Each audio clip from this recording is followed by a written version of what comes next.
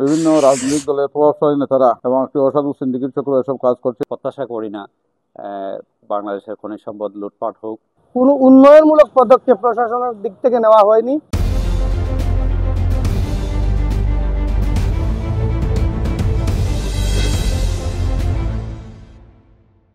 সিলেটের পাথর যে লুটপাট হয়েছে, হরিলুট হয়েছে, তা অত্যন্ত দুঃখজনক। বিভিন্ন রাজনৈতিক দলের প্রভাবশালী নেতারা এবং একটি অসাধু সিন্ডিকেট চক্র এসব কাজ করছে। আমরা আশা করব দ্রুত এগুলি উদ্ধার করে সিলেটের পর্যটন শিল্পর পুনরুদ্ধার করতে সহায়ক ভূমিকা রাখবে। বিশেষ করে আমাদের মৌলিয়া জেলা পর্যটনের অপার সম্ভাবনা একটি জেলা। এখানে হাওড় বাওয়ার, নতুন জেলা, চা বাগান সহ অনেক দৃষ্টিনন্দন জায়গা আছে, কিন্তু মৌলিয়া জেলা এখন পর্যন্ত পর্যটনের জেলা হিসেবে ঘোষণা করা হয় নাই। আমরা আশা করব কমলগঞ্জ, শ্রীমঙ্গল সহ মৌলিয়া জেলাকে পর্যটনের জেলা হিসেবে ঘোষণা করা হোক। সাদা পাথর লুটপাট আসলে এটা খনিজ সম্পদ, আমরা কোনোভাবে প্রত্যাশা করি না বাংলাদেশের খনিজ সম্পদ লুটপাট হোক। আমরা আশা করি এর সাথে যারা জড়িত তাদের বিরুদ্ধে ব্যবস্থা নেওয়া হবে দ্রুত।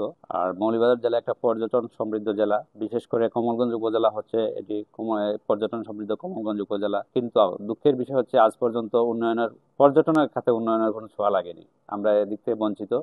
আমরা আশা করি সরকার দ্রুত পর্যটন উন্নয়নের পদক্ষেপ নেবেন। বাংলাদেশের বিভিন্ন অঞ্চল থেকে বিভিন্ন পর্যটক এখানে এসে থাকেন যে সাদা পাথর পরিদর্শন করার জন্য, যেটার কারণে আমাদের সিলেট অনেক টুরিস্ট আসার কারণে ব্যবসা বাণিজ্য সহ বিভিন্ন খাত দিকে সিলেট এগিয়ে যাচ্ছে। তার পাশাপাশি পর্যটন ক্ষেত্রে যে সরকারি যে সহযোগিতা, যেটা যেমন আমার কমলগঞ্জে বেশ কয়েকটি দর্শনীয় স্থান রয়েছে, যেমন লাউয়াছড়া, মাধবপুর লেক, হামিদুর রহমান হামহাম ঝর্ণা সহ আরো বেশ কয়েকটি মনোরম চা বাগান সহ বিভিন্ন রয়েছে।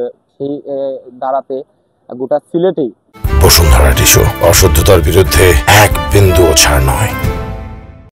প্রচুর দর্শনীয় স্থান রয়েছে। আমি সরকারিভাবে যদি এই পর্যটন খাতকে এগিয়ে নিয়ে যাওয়ার কোনো চেষ্টা বা এগিয়ে না নিয়ে যাওয়ার জন্য কোনো যদি সহযোগিতা সরকারিভাবে কোনো পদক্ষেপ থাকে, তাহলে আমি মনে করি সিলেটের এই পর্যটন শিল্প অনেকটা সামনের দিকে এগিয়ে যেতে পারে। আমি এটা মনে করি আর কি। মৌলভীবাজার জেলাকে বলা হয় বাংলাদেশের চায়ের রাজধানী।